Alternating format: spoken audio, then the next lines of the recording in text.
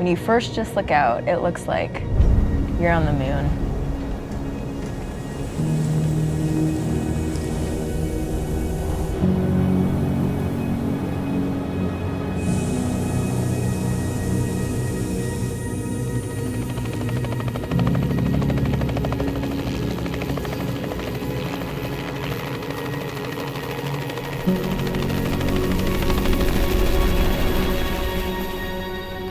The sea ice is just these huge white expanses that are cracking and moving.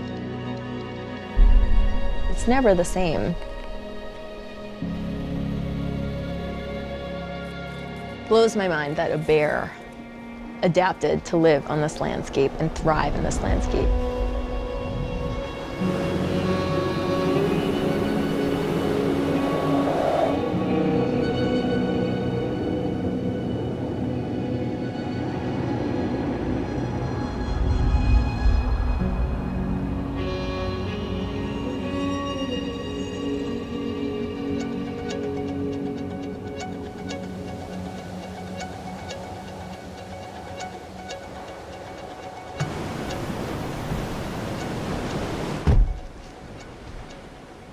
You know, I don't like to be cold, but I've learned how to dress for it and stay pretty comfortable.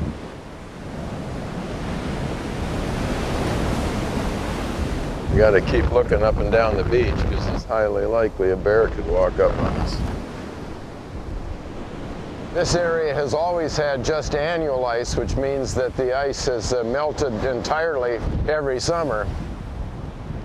Even if the bay wasn't frozen by this time, we often would see more ice than this. We look out into the bay and there's no ice to see anywhere. And that means that the polar bears have to fast for a longer period because there's really nothing for them to eat on land.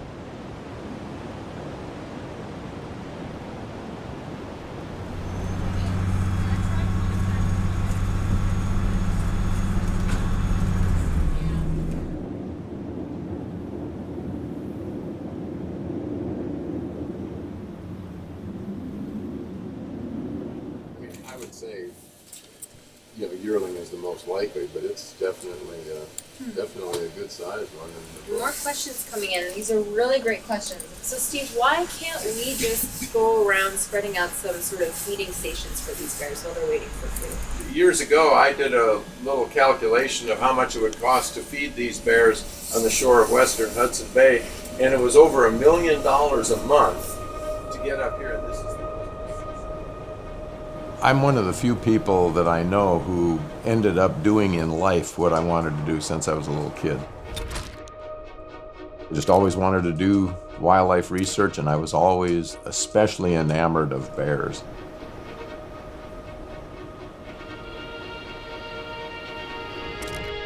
I've been working on polar bears nearly 40 years, and I've helped to get polar bears listed as a threatened species under the U.S. Endangered Species Act. Dr. Armstrong, could you tell us, in your opinion, how endangered is the polar bear? Thank you, Mr. Chairman.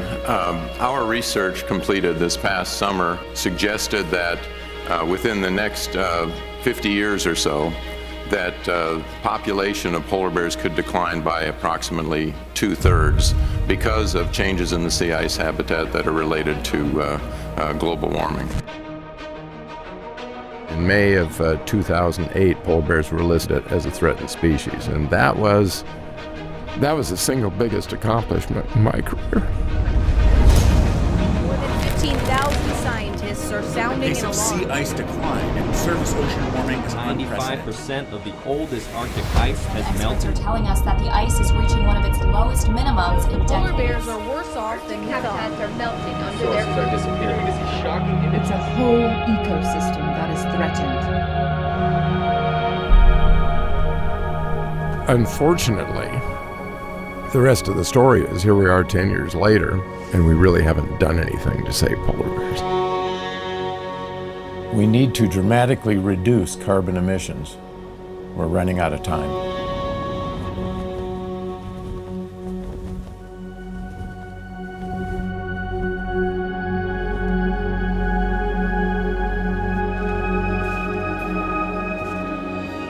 Churchill is the farthest north that you can get in Manitoba, on the coast of the Hudson Bay, polar bear capital, blue capital, and Northern Lights capital of the world, which is very cool. We got 3 capitals. I moved in with my grandma when I was 10. My grandparents have been here for a very long time. You have your family here, and you have your past here, and you have like your heritage here, you know?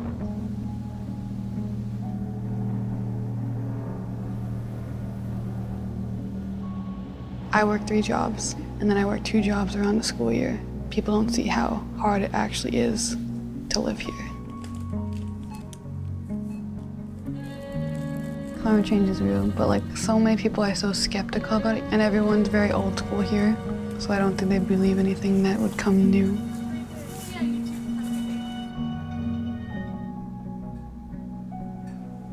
The biggest changes is the ice and how it doesn't come in at the right times, doesn't break apart at the right times. I was never really scared of polar bears because it seemed like such a common thing that people had to deal with here. Me and my friend were walking up the street right after volleyball. And at the end of the street, a mother and a cub ran by, and then we turned around, we just started running, which is not the thing you're supposed to do. You're supposed to like drop stuff and like be careful and like walk back slowly. I think that Churchill kind of depends on polar bears, because if we didn't have tourists, we wouldn't really have much of a town.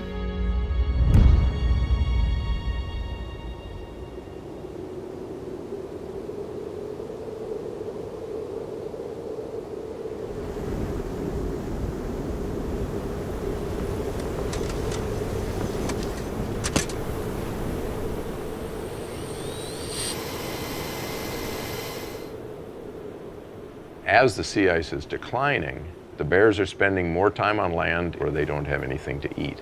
So bears come into villages, bears come into communities, and there can be an attack or a scary event.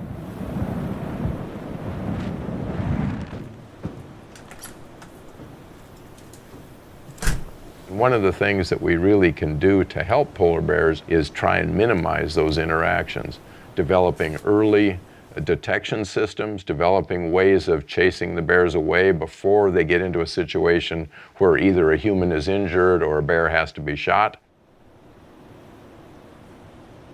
This is Compact Surveillance Radar, a system that we're testing as an early warning detection system for polar bears. In the last couple of hours, we have something like 10 or so different targets that this system has picked up. And so our hopes is that a system like this could be used in the communities in the north to help detect polar bears before they get into trouble.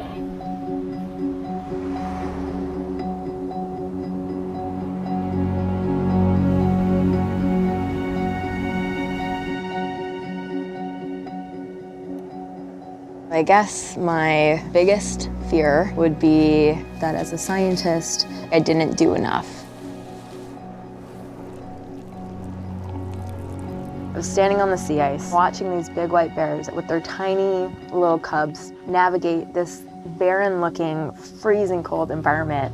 And the respect it gives you for this animal is just, I don't know if I have words for it. It was just this like deep admiration. From basically day one of us hiring any high school students, Journey's been involved in some capacity. She's just been, the hardest worker. She's been our rock. Is that polar bear alert right there? Yes, it is.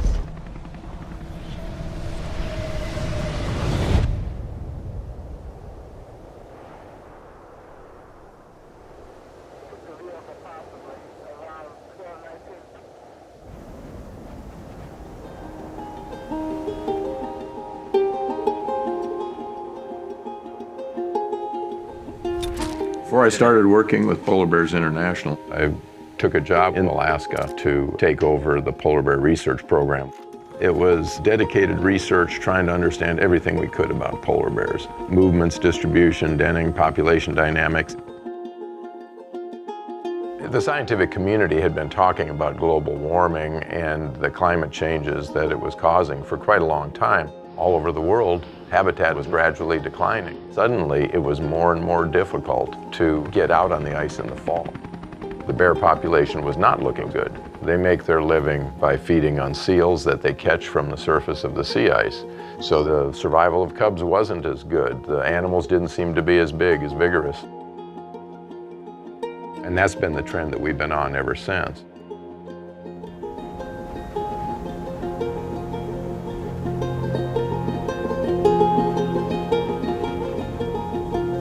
This is a really difficult video to watch. It shows a starving mother polar bear with 2 cubs, and it shows one of those cubs going into convulsions right before it actually dies in front of the camera.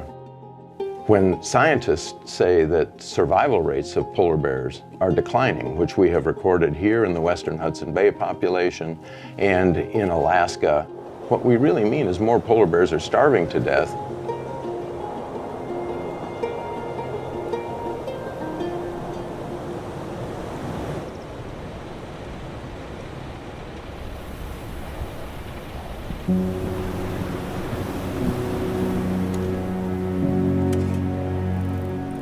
Perhaps the most important thing to do at this time is to make sure that we communicate the science that I've personally learned, the science that others have learned, and inspire people to change things that they buy, change the way they eat, and most importantly, change the way they vote.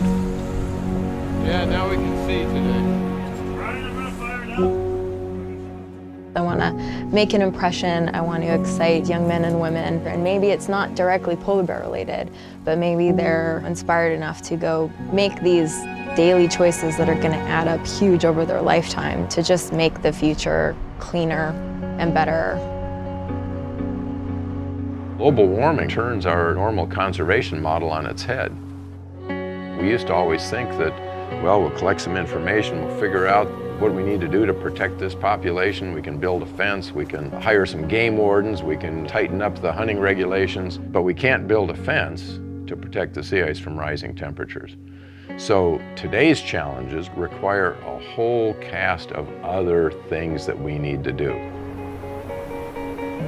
Do we know how many classrooms are logging into this? Looks like a few thousand are tuning in, at least, yeah, plus the interviewers. Wow. Yeah. We have taken the best available science, digested all of the observations that we've made and that many of our colleagues have made over the years, and turned it into messaging for all age groups across society.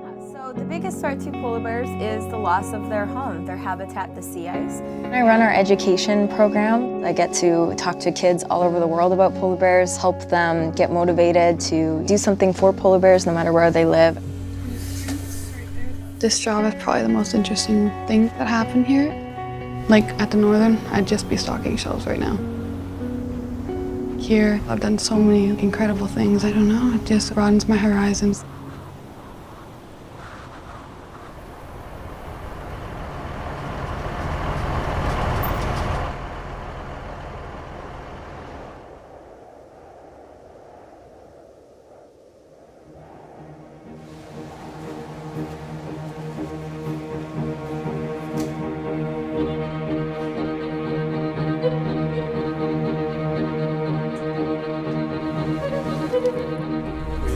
I've heard that there's a dead cub out here with a couple of male bears feeding on it. They were able to get too close to a female that had cubs and snatch one.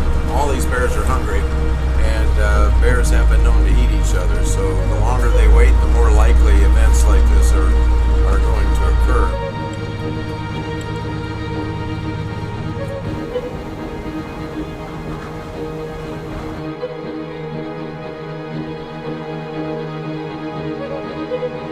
Male bear over here was able to catch and kill one of the cubs. We've got a couple of male bears over here that are kind of been fighting over the dead bear.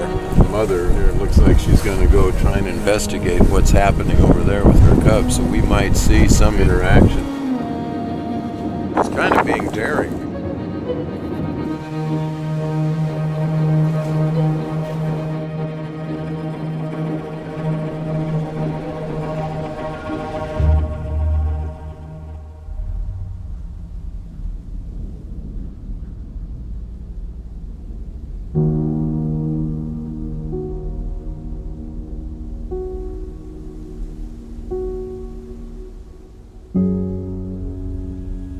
she dashed in and grabbed the remains of her cub and started dragging it down the beach. We can imagine that it's some kind of a maternal attachment to her offspring. Having spent most of my adult life studying polar bears, I am personally quite tied to an outcome here. I don't want to see polar bears disappear. The only way to prevent that is to stabilize the climate. And the only way to stabilize the climate is to halt atmospheric greenhouse gas rise.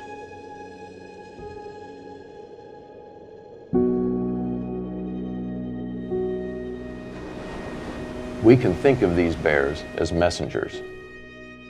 It's a tragic message, but these kinds of events unfolding in the Arctic tell us what kinds of events are to come to all of us. We could expect really major changes in the ecosystem here that are way beyond just the loss of polar bears. If we act within the next 10 to 12 years, we'll halt a lot of those other changes. We can save a world that's still pretty similar to the one that we've all known. If we let it go much beyond that, it's going to be a very different world.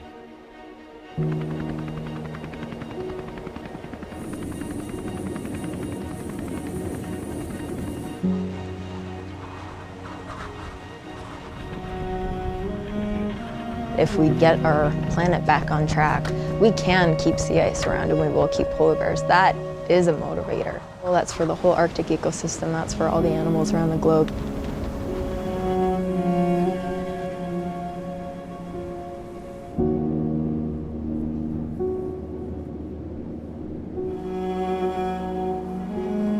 I think the saving the bears equals saving the people because you're saving communities.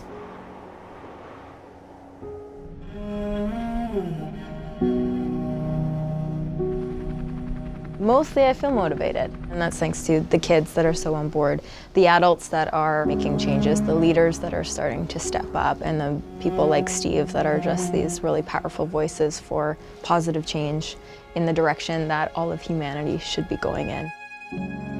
What I'm hoping now is that we'll soon move the world beyond a point of hope to the courage that people are going to need to actually go out and do it. People are not just observers of ecology, we're participants in it. Every time you step out the door of your house, you have some influence and you have some ability to influence the world.